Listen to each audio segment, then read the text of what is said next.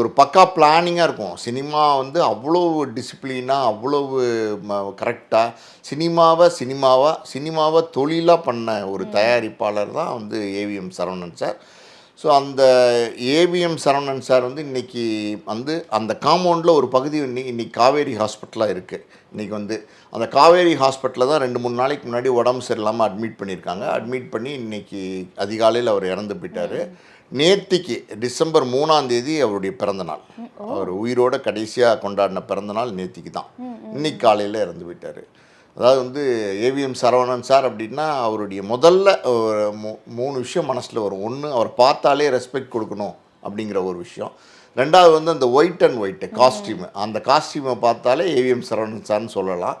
அவருடைய கிராண்ட்சன், அதாவது பேரை சொல்லுவாராம், தாத்தா இன்றைக்கும் ஒயிட்டு தானா, white is not a colour தாத்தா அப்படின்னு சொல்லுவாராம். அப்போது சரவணன் சொல்லுவாராம், டே ஐ லவ் ஒன்லி ஒயிட்ரா, my colour is white, my favourite colour is white அப்படின்னு வரான்.